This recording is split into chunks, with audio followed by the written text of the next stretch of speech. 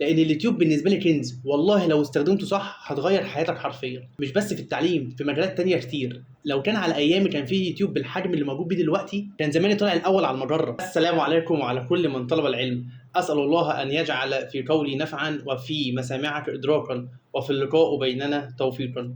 قولوا امين. النهارده هنتكلم في موضوع في غايه الاهميه، اللي هو انت ازاي تقدر تستفيد من الحصص المجانيه اللي موجوده على اليوتيوب. ومش بس الحصص، كمان اي فيديو تعليمي. اي فيديو انا بعمله معاك بتكون فكرته جات لي من موقف حصل. فكره الفيديو جات لي لما طالبه عندي اسمها جنى غابت من الحصه وكلمتني علشان تعوضها، وللاسف كان الجروب بتاعها اخر جروب اشتغل معاه الحصه ديت.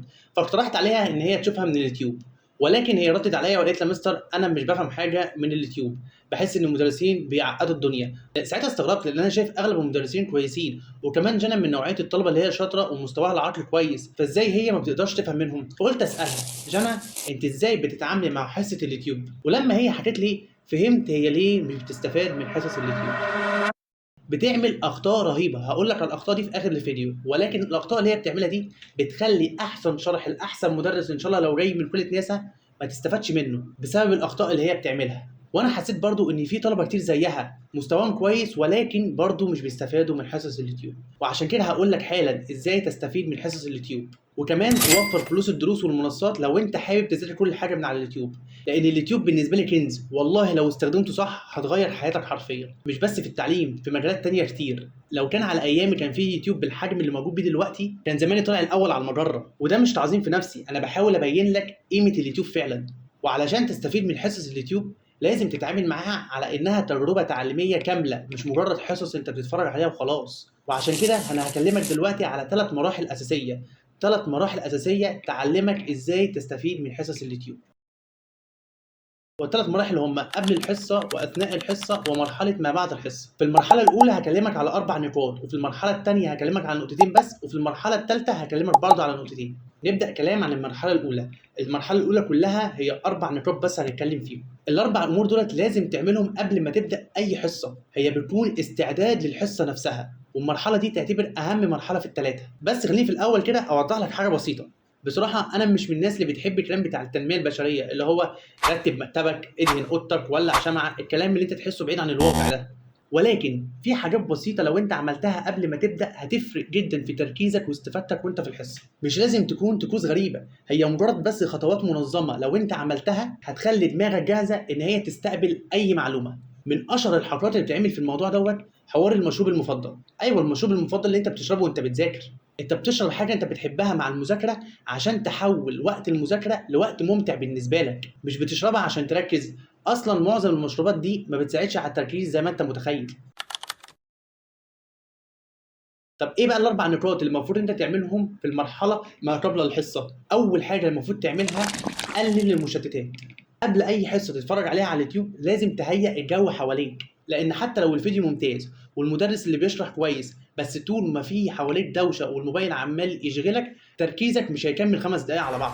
انا بشبه الفكره دي كانك واقف في وسط معركه واعدائك هم المشتتات عايزين يحتلوا تركيزك. طب تعمل ايه بقى عشان تحارب المشتتات ديت او تقللها على قد ما تقدر؟ هم امرين اتنين بس هتعملهم. رقم واحد ان انت تتفرج على الحصه من لابتوب او بي سي، لان دوت بيقلل فرص التشتت حواليك، او بالاخص فرصه التشتت على الموبايل. ولكن في بعض الناس مش متاح ليها ان هي تتفرج على لابتوب او بي سي، فلازم تتفرج من على الموبايل. مفيش مشكله، بس في خطوات لازم تعملها عشان تخلي الموبايل يساعدك ان انت تركز في الحصه. لازم تحول الموبايل لاداه مذاكره مش مصدر تشتت. الموبايل اللي في ايدك دوت عباره عن اداه، يعني انت ممكن تستخدمه مثلا ان هو يصحيك الصبح، فانت كده استخدمته كاداه منبه. ممكن تستخدم الموبايل في التصوير، فانت كده حولته لاداه اسمها كاميرا. فانت بس محتاج تستخدم كل اداه موجوده في الموبايل في وقتها المناسب. فدلوقتي احنا عايزين نخلي الموبايل اداه مذاكره. ازاي نخلي الموبايل بقى يكون اداه مذاكره ويساعدنا على التركيز بدل التشتت؟ اول حاجه تعملها تدخل على السيتنجز اللي هي الاعدادات وتقفل النت عن كل التطبيقات التانيه ما عدا اليوتيوب. والافضل ان انت تخلي الموبايل على وضع الطيران عشان تمنع ان المكالمات تجيلك في الفتره دي وانت قاعد بتتفرج على الحصه. وحاول وانت بتتفرج على الفيديو تخليه بالعرض، بلاش حوار انت تتفرج على الحصه بالطول. معلش يعني انت مش فاتح التيك توك، انت بتتفرج على حصه فلازم تتفرج عليها بالعرض. يا سلام بقى لو انت تحط الموبايل على حامل او تثبته على ترابيزه بمسند، اهم حاجه ان انت ما تخلوش في ايدك. لو عملت الخطوات البسيطه دي مبروك عليك، انت كده حولت الموبايل لاداه مذاكره. وللاسف في مشتتات تانية غير الموبايل، فعشان تقلل المشتتات التانية دي حاول ان انت تقعد لوحدك في مكان هادي قدر الامكان عشان تقلل الاصوات اللي حواليك. ولو انت مثلا قاعد في اوضه وفي حد في الصاله مشغل التلفزيون او في الاوضه اللي جنبك وطلبت منه ان هو بس يوطي الصوت شويه علشان خاطر ان انت تركز، اعتقد يعني ده هيبقى حاجه مستجابه، مش هيقول لك لا ويضايقك اكتر. فيعني اتمنى ان انت تسعى لده يعني، وكمان عشان تعرفوا ان انت بتذاكر يعني. والافضل من ده كله ان انت تستخدم اللي هي السماعه الهيدفون اللي هي الكبيره دي. السماعه دي من افضل السماعات اللي بتفصلك عن اللي حواليك وبتخليك مركز بس في الحصه اللي انت بتتفرج عليها. ودي كانت اول حاجه تعملها في المرحله الاولى، ان انت تقلل المشتتات. تاني حاجه بقى المفروض تعملها هي ضبط النيه. الكلام بقى بتاع التنميه البشريه تحسه بدا هنا صح، ولكن لا لا لا، ضبط النيه ده شيء ديني درجه اولى. الاعمال بالنيات. ابدا بنيه واضحه، انا بذاكر عشان انجح، انا بذاكر عشان احقق حلمي، انا بتعلم علشان افهم مش بس عشان احل. الجمل دي فعلا بيكون ليها تاثير قوي، مش مجرد شعارات انت بتقولها وخلاص. دي بتشتغل مع دماغك كنوع من ضبط النيه، وبتفكرك يوميا انت بتذاكر ليه. انت بتذاكر علشان عايز تنجح، علشان عايز تحقق حلمك. واعتقد يعني ده اكبر دافع ليك يخليك تكمل حتى في الايام اللي انت مالكش نفس فيها تفتح كتاب. انت بتذاكر عشان تحقق حلمك، انت بتذاكر علشان تنجح. الكلمات ديت فعلا بيكون لها تاثير عليك قوي. ده مش كلام تنميه بشريه، ده اسمه ضبط النيه. وما تنساش ان الاعمال بالنيات. وبكده يكون قلت لك على نقطتين في المرحله دي. هقول لك على ثالث نقطه دلوقتي هنتكلم فيها. من اهم خطوات التعلم على اليوتيوب هو اختيار المدرس. انك تختار مدرس واحد تركز معاه طول السنه. اليوتيوب يعتبر بحر كبير مليان مدرسين بيشرحوا كل الدروس، بس لو فضلت تروح من مدرس للتاني هتلاقي نفسك ضيعت وقت كبير جدا من وقتك وفي المقارنه ما بينهم. يعني انا اعرف طالب بيتفرج على الدرس من كذا مدرس ويقول لي اصل لو في مدرس نسي معلومه التاني يقولها. ده كلام غلط، لان انت بتتعرف على كل المعلومات اللي موجوده في الدرس وانت بتحل بايدك مش من شرح المدرسين. وعلشان كده ان المعلومات الكامله للدرس هتاخدها وانت بتحل بايدك، فلازم تختار مدرس واحد بس يكون مريح بالنسبه لك وتثبت عليه طول السنه. بس في مشكله بسيطه في حته اختيار المدرس دي. دايما اسال نفسك سؤال، هل المدرس ده هيشرح المنهج بالكامل؟ طب هل المدرس ده لو شرح المنهج كله بالكامل هل هيشرحه مجانا ولا نص المنهج فري والنص التاني هيكون مدفوع؟ لان في مدرسين كتير بيشرحوا في الاول بشكل مجاني وبعدين لما بيجي يكملوا في الدروس الاخيره بيكون بمقابل مادي، او يقولوا لك ان باقي الدروس على المنصه ولازم تشترك. وده فعلا بيحصل مع طلبه كتير. يعني في طلبه كتير تقول مثلا انا ضيعت في ماده العربي علشان خاطر المدرس اللي انا كنت بتفرج عليه على اليوتيوب بقى باشتراك والشرح بقى مدفوع ومش لاقي مدرس غيره بفهم منه على اليوتيوب. ده شيء فعلا بيكون مربك للطلبه واولياء الامور، لان ما زال في ناس لحد دلوقتي ما عندهمش ثقافه ان هم يدفعوا فلوس في الاونلاين. هو كل واحد حر، ولي الامر حر والمدرس حر برضه، بس انا بقول لك ان دوت شيء بيكون مربك ليك انت بعد ما اتعودت على اسلوبه وفجاه انت مضطر تدور على مدرس تاني تبدا معاه رحله الشرح من الاول، فده بيهدر وقتك ومجهودك. فعلشان كده حاول تبحث عن الموضوع ده في الاول. ادخل على القناه بتاعت المستر وحاول تشوف هل فعلا المنهج كله متوفر على اليوتيوب ولا بيقف عند محتوى معين وبعدين بيكمل الباقي بشكل مدفوع. الحته دي فعلا هتساعدك جدا ان انت تختار مدرس مناسب ليك. كده انا قلت لك على 3 نقاط مهمين في المرحله الاولى. دلوقتي هبدأ معاك في النقطة رقم 4 والأخيرة في المرحلة ما قبل الحصة، وهي الكتاب. لازم يكون معاك نفس المصدر اللي بيشرح منه المدرس. كتير من الطلبة بيقعوا في الغلطة ديت، بيسمعوا الشرح من المدرس وهم مش فاتحين نفس المصدر اللي المستر بيشرح منه، سواء بقى كتاب خارجي أو زي شيت من المستر موفره لك PDF. وأنت بتتفرج على الحصة ومعكش كتاب أو شيت تبص منه، ده بيحسسك إن في حاجة ناقصة، والحاجة ديت هي مسكة السؤال في إيدك مش بس مشاهدتك للسؤال. لما يكون نفس المصدر اللي بيشرح منه المدرس في إيدك، أنت كده مش بتسمع بس، أنت كده بتتعلم بالشكل الصحيح. وقبل ما تبدا تشوف المدرس اتاكد في الاول ان انت معاك نفس النسخه اللي هو شغال منها، سواء بقى كتاب خارجي او شيت هو موفره لك PDF في الديسكربشن. ولو مش معاك حاول انت تبحث عنها عن طريق ان انت تسال المستر في اول فيديو، حضرتك يا مستر بتشرح من كتاب معين او في PDF حضرتك موفره، او ممكن غالبا من الشرح اللي هو بيشرح منه هتلاقي اسم المصدر اللي هو شغال منه ظاهر قدامك. ولو في شيت PDF المستر موفره لك في الديسكربشن حاول ان انت تطبعه قبل ما تبدا تشوف الحصه. يعني وانت قاعد بتتفرج على الحصه لازم يكون الشيت ده ورقي في ايدك. كده احنا خلصنا توضيح الخطوات اللي المفروض تعملها في المرحله الاولى، مرحله ما قبل الحصه، ودي تعتبر اطول مرحله بس في الاول. لكن بعد كده في المرحله دي انت هتركز بس على تقليل المشتتات وضبط النيه. ولكن بالنسبه للنقطه رقم 3 ان انت تختار المدرس، او النقطه رقم 4 ان يكون معاك نفس الكتاب، في الاغلب انت هتعملهم في اول مره بس وخلاص مش هتعملهم تاني. ولكن في المرحله الاولى اللي هيفضل مكمل معاك اول نقطتين بس، لان انت تقلل دايما المشتتات حواليك وان انت تضبط نيتك للمذاكره.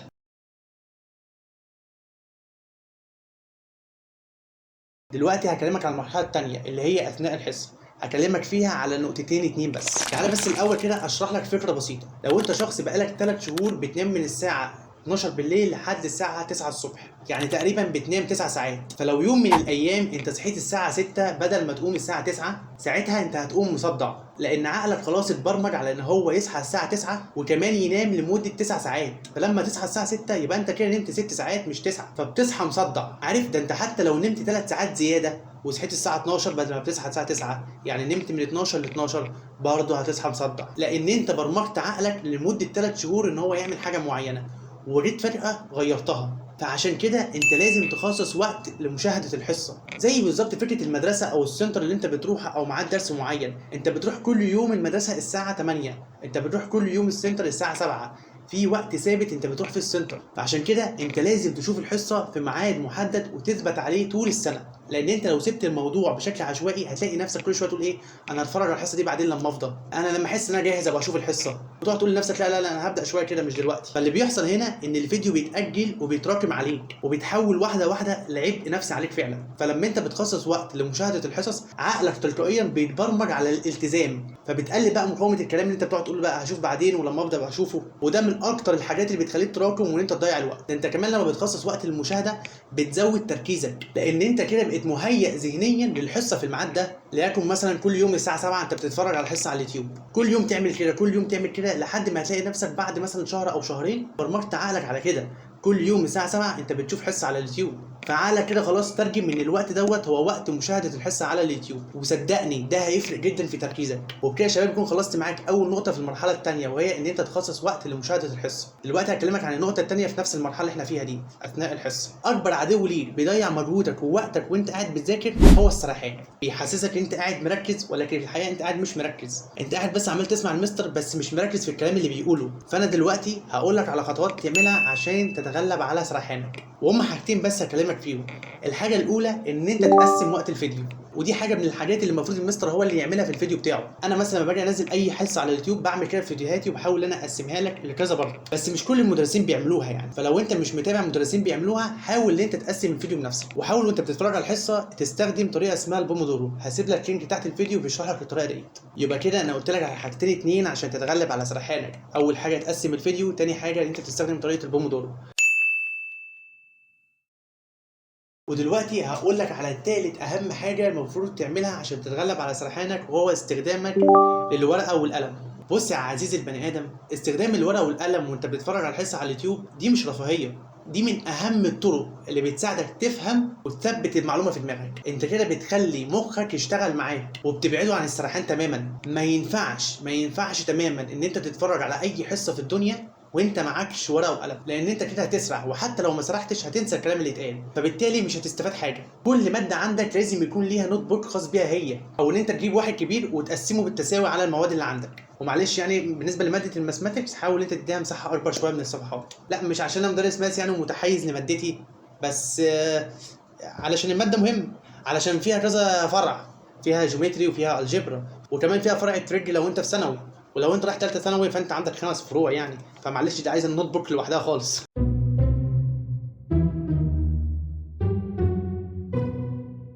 طبعا انا عارف ان معظمكم دلوقتي هيسالني على حاجه مهمه جدا، هيقول لي مثلا طب انا جبت نوت بوك ومعايا القلم اكتب ايه بقى في النوت بوك او اكتب ايه عن الماده؟ اول حاجه المفروض تكتبها هي عنوان الدرس، التايتل اوف ليسون. انا اكتشفت ان في طلبه كتير جدا بتتجاهل معرفه عناوين الدروس. انت لازم تكون عارف عنوان الدرس اللي انت شغال عليه عشان على الاقل تبقى عارف الدرس بيتكلم على ايه. وحاجه مهمه جدا ان انت المفروض تبقى فاهم الكونسبت بتاع التايتل نفسه. وكمان اي معلومه المستر بيشرحها في الحصه حاول تكتبها انت بطريقتك، ولو انت مش عارف تكتبها بطريقتك مفيش مشكله، اكتبها زي ما المستر قالها بطريقه المستر، ومع الوقت انت هيكون ليك طريقه لكتابه المعلومات. ولو انت معاك الكتاب اللي المستر بيشرح منه علم على الاسئله اللي انت حاسسها صعبه شويه، ولو انت معكش الكتاب او ما عرفتش توصل له اكتب الاسئله اللي المستر عمال يشرح فيها في الحصه. وكمان اكتب الملاحظات المدرس الجانبيه اللي هو بيكتبها على جنب، زي ان هو مثلا يقول لك خلي بالك السؤال ده بيجي في الامتحانات، يقول لك خلي بالك ان النقطه دي الناس بتتلخبط فيها بين كذا وكذا. الكلام الصغير ده مهم جدا ليك، فعشان كده لازم يتكتب. وكمان اكتب اي سؤال خطر على بالك، انت بتتفرج والحصه قدامك مش مباشره، الحصه مسجله. اكتب الاسئله اللي خطرت على بالك ودور على الاجابه بعدين، او اسال المدرس بتاعك بقى بعدين. المدرس مثلا عمل مقارنه بين فكرتين او قاعدتين، اعمل انت جدول عندك واكتب فيها المقارنه دي، وحاول تكتب النوتس الخاصه بيك انت، رايك الشخصي يعني. يعني مثلا في سؤال انت شفته قبل كده، اكتب جنبه مثلا جمله الفكره دي شبه اللي خدناها قبل كده، او مثلا في حته انت مش مقتنع بيها اكتب جنبها الحته دي انا مش مقتنع بيها هرجع لها بعدين. طيب ايه الهدف من الورقه والقلم؟ ايه الهدف من الكتابه اصلا؟ اول حاجه لما بتمسك القلم وتبدا تكتب انت بايدك بيبدا مخك ان هو يصحصح معاك، ولما بتلخص المعلومات بطريقتك انت ده بيساعدك على الفهم اكتر، وكمان بيخليك تفتكر بشكل اسرع. تاني حاجه الورقه والقلم بيدوك الحريه ترسم سهم، تظلل كلمه، تعمل نجم جنب حاجه مهمه، تعمل ملاحظه جنب سؤال معين، وده طبعا صعب ان انت تعمله بالموبايل. الكتابه بايدك هو ده التفاعل اللي انت محتاجه وانت بتتفرج على اي حصه موجوده على اليوتيوب. ومن اهم الامور للكتابه واستخدامك للورقه والقلم ان انت بتمنع نفسك عن السرحان، بدل ما تبقى شخص متفرج بس على الفيديو. زي ما قلت لك الكتابه بتخليك متفاعل، فبالتالي انت ما بتسرحش. وكمان المعلومات اللي انت بتكتبها على جنب دي انت بتراجع منها من غير ما تضطر ترجع للفيديو تاني، وده بيوفر طبعا وقتك وبيخليك تذاكر بشكل اذكى. عارف انت لما بتبقى راكب حصان وماسك اللجام، انت بتتحكم في الحصان من اللجام ده. الورقه والقلم عاملين بالظبط زي اللجام، بيخلوك تتحكم في سرحانك. والكتابه بالورقه والقلم ليها هدف كده معنوي شويه، والهدف ده انت مش هتحس بيه في الاول، الهدف ده ممكن تحس بيه مثلا بعد شهر او شهر ونص كمان، وهو احساسك بالانجاز. بعد كل حصه بتبص على اللي انت كتبته وتحس فعلا ان انت خرجت بحاجه من الحصه، فالاحساس بالانجاز ده بيشجعك ان انت تكمل، وصدقني السبب ده هيفرق معاك قدام وهيحببك في التعلم. وبكده يكون خلصنا المرحله الثانيه في نقطتين اتنين، ان انت تخصص وقت للمشاهده وكمان تتغلب على سرحانك. المرحله الجايه والاخيره اللي هي ما بعد الحصه ما تقلش اي اهميه عن المرحلتين اللي فاتوا. اول حاجه تعملها بعد الحصه ان انت تثبت المعلومات في دماغك.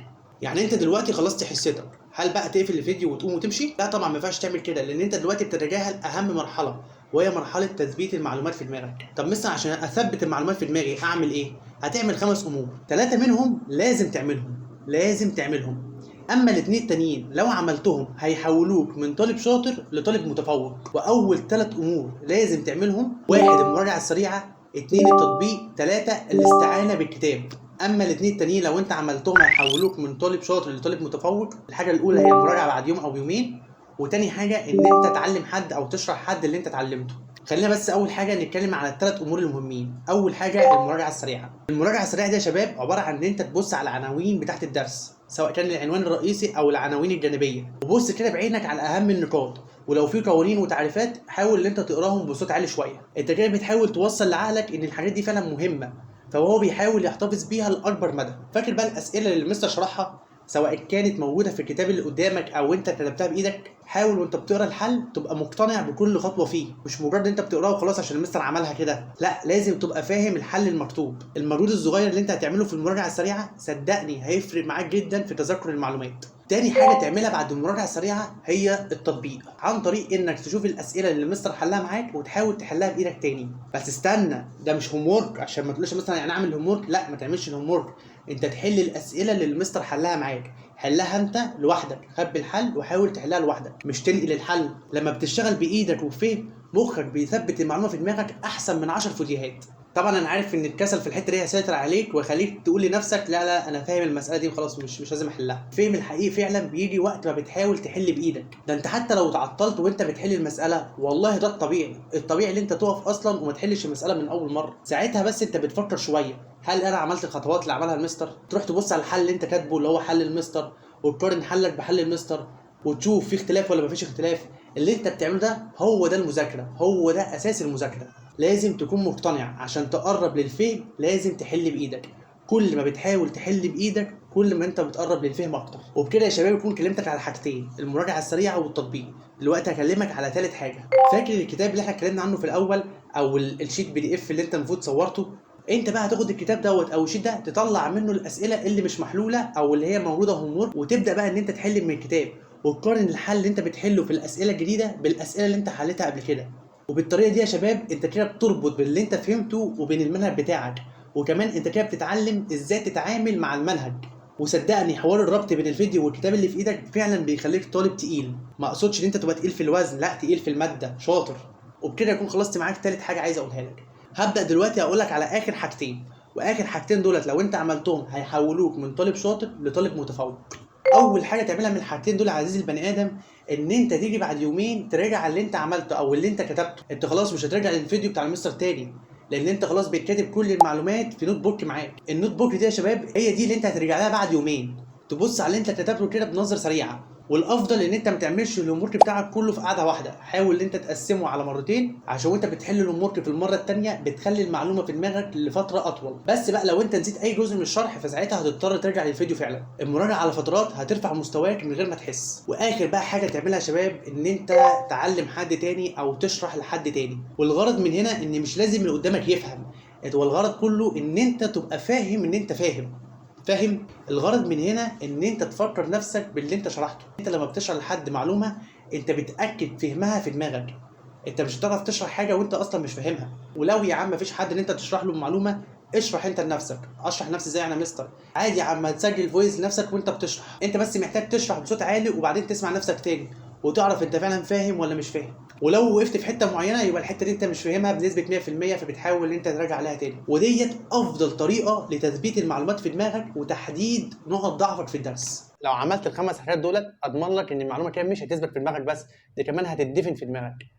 انا مش عارف ليه حاسس كلمه الدفن دي مش ماشيه مع اصل ممكن تدفن فاهم يفهموها هتدفن فيها، يعني يدفن المعلومه في دماغه ما يطلعهاش، يدفنها فاهم. لا حاسس شيلها هقولها من الاول ماشي. ولو عملت الخمس حاجات اللي احنا اتكلمنا عنهم دولت اضمن لك ان المعلومه هتثبت في دماغك بشكل كبير جدا. انا قلت لك في الاول ان مرحله ما بعد الحصه هتكلم معاك في نقطتين اتنين، الحاجه الاولى اللي هي تثبيت المعلومه وخلاص انا وضحتها لك. دلوقتي بقى هتكلم معاك في الحاجه الثانيه. الحاجه الثانيه في المرحله دي هي حاجه بسيطه جدا، هي ان انت تكون شخص ايجابي مع المدرس في الكومنت. انت لما بتعمل اي كومنت لاي فيديو شرح لاي مستر بتشكره فيه، انت مش بس بتقول رايك في المستر، انت كده بتاثر في المستر وفي نفسك وفي طلاب تانية بيشوفوا الكلام ده. وبالتعليقات البسيطه منك انت كده بتحسن علاقتك معاه. اتوقع ان في سؤال ممكن يجي في بالك وتقول لي يا مستر هو انا لما احسن علاقتي مع المدرس على اليوتيوب من خلال الكومنت هل ده هياثر على مستوايا؟ لو المستر من النوع اللي بيرد على الكومنتس وبيتفاعل معاها فالاجابه ايوه، ده هياثر على مستواك. لما تبقى بينك وبين المدرس علاقه طيبه انت تبقى حابب تسمع المعلومه منه، وصدقني دي حاجه انت ما تستهانش بيها. ويقول احد البشر ان ثقل المعرفه لا يحتمل احيانا، ولكن حبنا لمن يخبرنا بها يحولها من ثقل وعبء الى اهداء. يعني كانه بيقدم لك هديه، وانت اكيد عارف يعني ان الكلمه الطيبه صدقه. شرحك حلو يا مستر، اول مره افهم الدرس ده بالطريقه ديت. تقول له مثلا انا كنت محتاج التوضيح ده، شكرا يا مستر. كل تعليق ايجابي بتقوله للمدرس بتساوي طاقه بتخلي المدرس يطلع احسن ما عنده، وانت المستفيد الاول من طاقه المدرس. وبكده يا شباب بيكون خلصنا الثلاث مراحل الاساسيه للاستفاده من اي حصه على اليوتيوب.